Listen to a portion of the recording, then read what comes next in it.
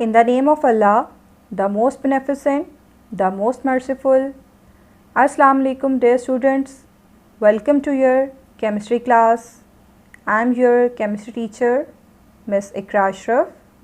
I hope you all are fine. Today we are going to learn about the periodic trends in physical properties in chapter 1. सबसे पहले बात करते हैं that what are periodic trends. In our last lecture हम इस चीज़ को discuss कर चुके हैं कि जो मॉडर्न periodic table है इसमें जो elements हैं that are arranged in ascending order of their atomic numbers and their classification in groups and periods is based on similarity in their properties. So due to the gradual increase in the number of protons in nucleus and electrons in outer shells, the physical and chemical properties of elements vary within a period or group in periodic table. तो periodic trends को हम define कर सकते हैं that these are specific patterns that are present in the periodic table that explain different aspects of a certain element including its physical and chemical properties. In this chapter, we will discuss some of the trends in physical properties which include atomic size, ionization energy, electron affinity, metallic and non-metallic character, melting and boiling points, oxidation states, electrical conductance and hydration energy. सबसे पहले बात कर लेते हैं atomic size की, in which we will discuss about atomic radius and ionic radius. As we all know that atoms are so small. आप किसी भी atom को clearly simple microscope even optical microscope से भी ऑब्ज़र्व नहीं कर सकते. तो जो सिंगल एटम है उसका जो साइज़ है हम उसको डायरेक्टली मेजर नहीं कर सकते. Now question arises that how to measure the atomic radius of single atom, because जो एटम्स की जो बाउंड्रीज होती हैं इवन वो भी क्लियर नहीं है.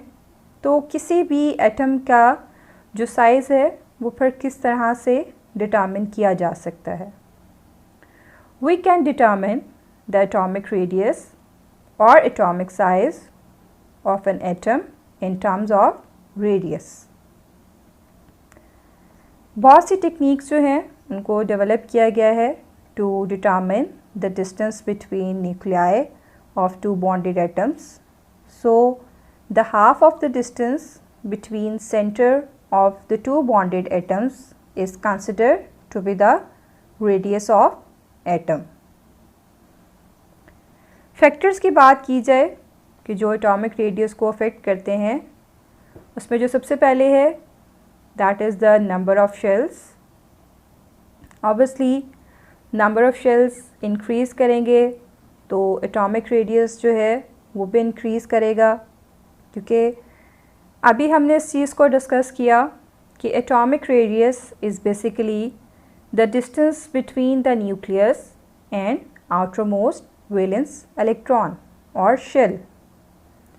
तो अगर एक एटम के पास दो नंबर ऑफ शेल्स हैं तो उसका साइज़ जो होगा वो स्मॉलर होगा as compare to that atom which have more than 2 or 3 number of shells.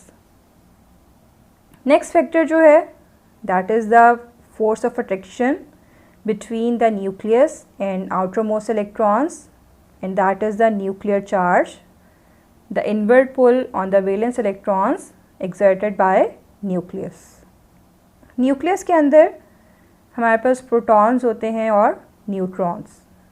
So protons are positively charge and electrons are negatively charge. So there will be a force of attraction between the proton and electron. तो जैसे जैसे number of protons increase करेंगे जो nuclear force of attraction है for the electrons will also increase. तो अगर relation की बात की जाए between the nuclear charge and atomic radius, it will be an inverse relation that by increasing the nuclear charge, जो atomic radius है, it will decrease. Third factor जो है that is the shielding effect. हमारे पास जो nucleus है, अगर ये outer most electrons को जो कि वैलेंस शेल में है उनको अट्रैक्ट कर रहा है, तो जो इंटरवेनिंग इलेक्ट्रॉन्स होंगे जो कि इनर शेल्स में प्रेजेंट हैं, वो कोशिश करेंगे कि इस न्यूक्लियर फोर्स ऑफ अट्रैक्शन को शील्ड करें टुवर्ड्स द आउटर इलेक्ट्रॉन. तो as a result nuclear force of attraction कम हो जाती है फॉर आउटर इलेक्ट्रॉन्स और जो हमारे पास एटॉमिक रेडियस है उसमें चेंज आता है. तो जो शील्डिंग इफेक्ट है, it is basically the decrease in nuclear force of attraction for the outermost electrons due to the intervening electrons. And a shielding effect has a direct relation with atomic radius. By increasing shielding effect, atomic radius will also increase. Next trends की बात कर लेते हैं इन periodic table. With in group trend देख लेते हैं. तो जो एटॉमिक रेडियस है ये बेसिकली इंक्रीज़ करता है from top to bottom within a group. अब इसकी क्या रीज़न्स हैं? As we move down a group from one element into another, तो बेसिकली दो चेंजेस आती हैं हमारे पास. फर्स्ट वन जो है नंबर ऑफ़ शेल्स इंक्रीज़ करते हैं and second shielding effect also increases. If you look at the example of the elements of group 1A, lithium and sodium, lithium has 2 number of shells and sodium has 3 number of shells. So down the group जो atomic radius है it will increase. And in lithium आप देख रहे हैं कि there are 3 electrons और जो outer most electron है it will be shielded by only 2 intervening electrons, while in sodium there are total 11 electrons and outermost electron is shielded by 10 electrons. So जो shielding effect sodium में होगा it will be larger than the lithium.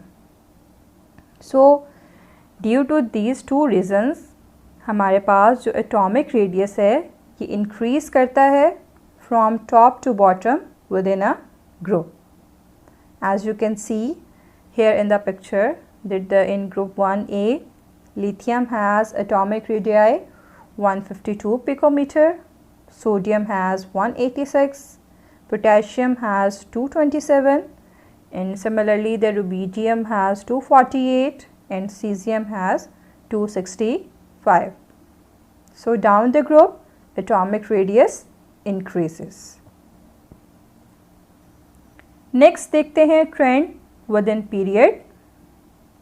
As we move across from left to right in a period, atomic radius decreases. अब इसके क्या reasons हैं? जैसे ही आप एक पीरियड में मूव करते हैं फ्रॉम लेफ़्ट टू राइट, तो जो दो मेन चेंजेस आती हैं that is basically about the proton number in the nuclear charge. If you look at the elements of the second period, the lithium has 3 protons, beryllium has 4 protons and boron has 5, carbon has 6 protons, nitrogen has 7, oxygen 8 protons and fluorine 9 protons.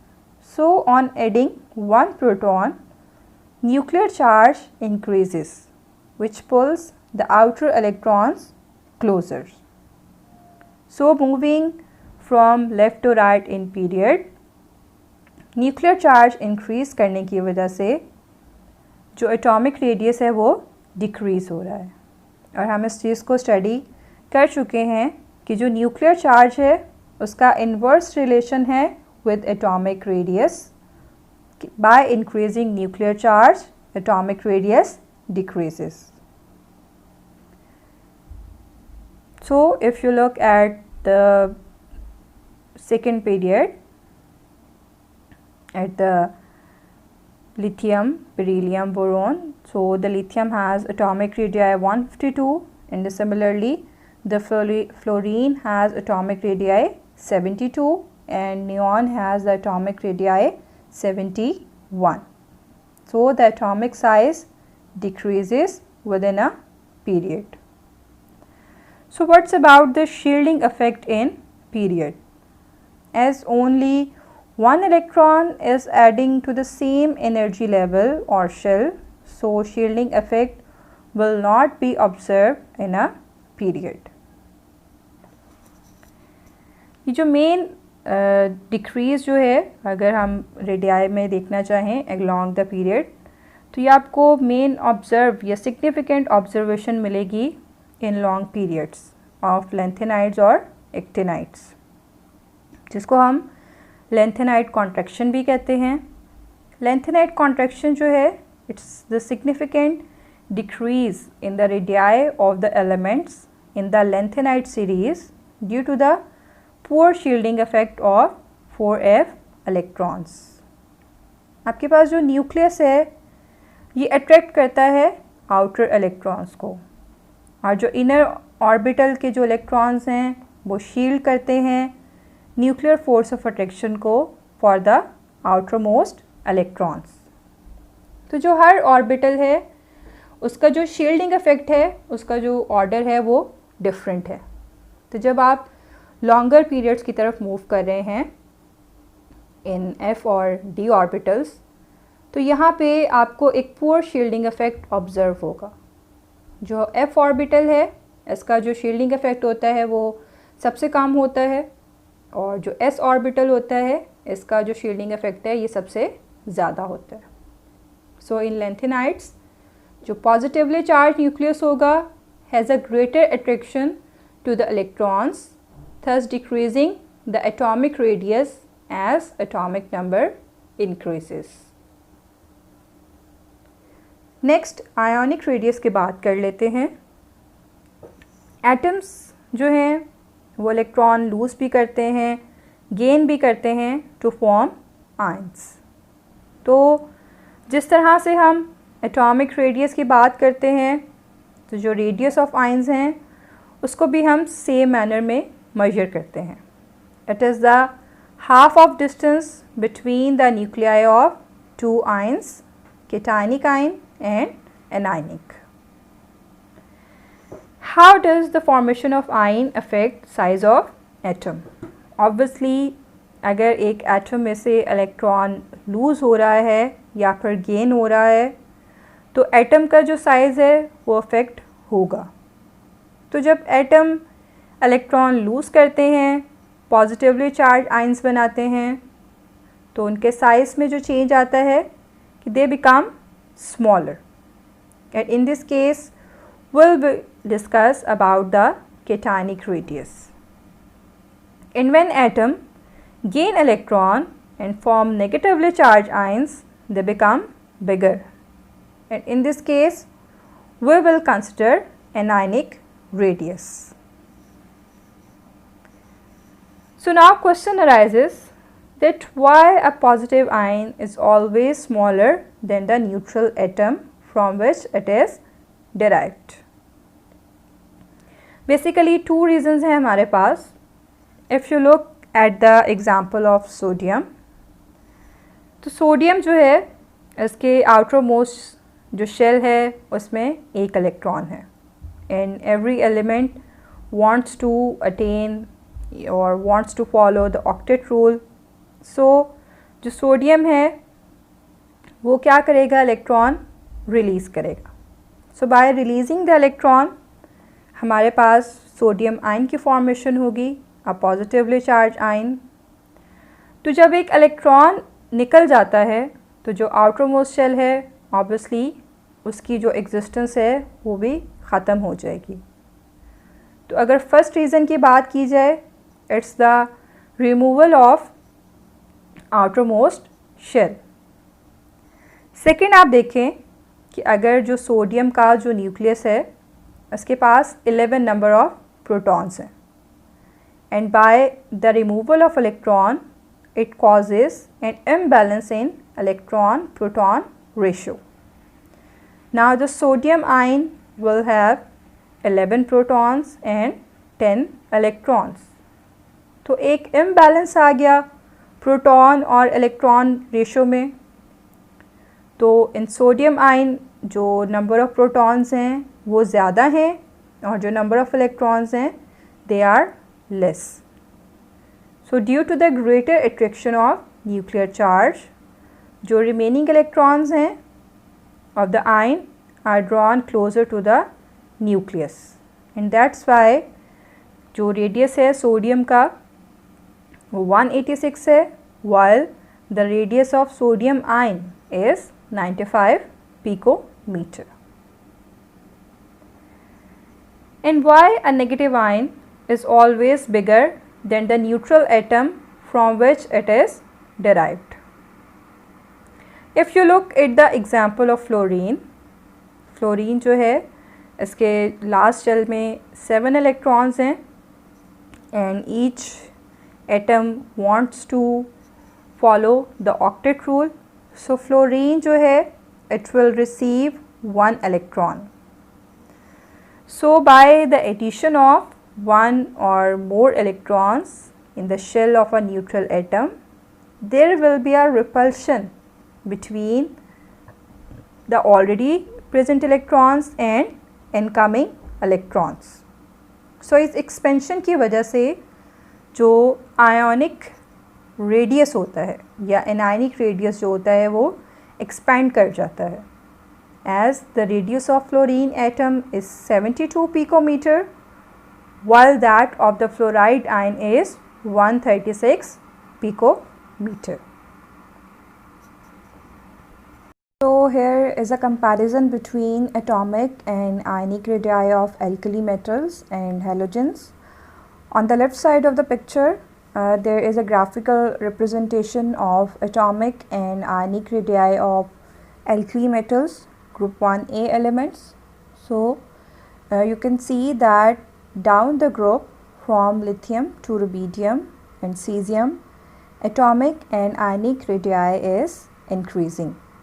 जो neutral atom है lithium has atomic radii 152 and जो cation है lithium का lithium ion has the smaller size as compared to lithium atom having ionic radii 60. So the rubidium neutral atom has atomic radii of 248 picometer and rubidium ion has ionic radii 148 picometer. Similarly, on the right side, a graphical representation of atomic and ionic radii of halogens. Down the group from chlorine to iodine, atomic and ionic radii is increasing. Next जो है वो trends देख लेते हैं ionic radii के with in group. तो जो periodic table है उसकी जो लेफ़्ट साइड पे जो एलिमेंट्स हैं they form smaller positive ions and on the right side of the table the elements form larger negative ions. क्योंकि जो पीरियोडिक टेबल की राइट साइड पे जो एलिमेंट्स हैं they are non metals, so they are electronegative in nature. Electron जो है उनको accept करेंगे और नेगेटिव आयंस बनाएंगे। While on the left side of the periodic table there are metals and metals जो हैं वो इलेक्ट्रॉन लूज़ करते हैं, इलेक्ट्रोपॉजिटिव होते हैं नेचर में, so they will form the positive ions. So in a group of the periodic table, similar charge ions increase in size from top to the bottom. Same वही trend है जो कि हम एटॉमिक साइज़ के case में observe कर रहे थे कि डाउन द ग्रुप आपके पास जो आयनिक रेडियाई है for the similar charge ions is increasing from top to bottom. Next जो है देखते हैं trend within period. So in a period isoelectronic positive ions show a decrease in ionic radius from left to the right because of increasing nuclear charge। Periodic table में left से अगर आप right की तरफ move करते हैं तो जो न्यूक्लियर चार्ज है ये इंक्रीज़ करता है। So in the case of ionic radii आपके पास ये भी इधर आइसोइलेक्ट्रॉनिक पॉजिटिव आयंस हैं या फिर नेगेटिव आयंस हैं, तो जो आयनिक रेडियाई है ये डिक्रीज़ करेगा। तो बात कर लेते हैं कि ये जो वर्ड आइसोइलेक्ट्रॉनिक है, isoelectronic positive ions and isoelectronic negative ions, इससे क्या चीज़ जो है वो हम डिफ़ाइन कर रहे हैं। तो आइसोइलेक्ट्रॉनिक आयंस ऐसे आयंस होते हैं जिनके पास सेम नंबर ऑफ इलेक्ट्रॉन्स होते हैं और electronic configuration. For example, if you have some ions like the ion of oxygen or fluoride ion, neon or sodium ion, so you could see that all these species have the same number of electrons that are 10 in number and have same electronic configuration, that is 1s2, 2s2 and 2p6। तो अगर हम trend की बात करें हैं with in period, तो ऐसे जो आयंस हैं आइसोइलेक्ट्रॉनिक पॉजिटिव आयंस और negative ions, ionic size will decrease from left to right in periodic table. So students, here is a practice question. आपने इस टॉपिक को अपनी बुक से थॉरली रीड करना है एंड देन लर्न करना है और इस क्वेश्चन को आपने सॉल्व करना है। Here are some group of atoms, there are 5 group of atoms और आपने इनको अरेंज करना है in order of decreasing atomic radius। So it's all about today's lecture। इंशाल्लाह कल हम आयनाइजेशन एनर्जी के ट्रेंड्स को डिस्कस करेंगे। टिल देन, अल्लाह हाफ़िज़, स्टे हैप्पी, स्टे ब्लेस्ड।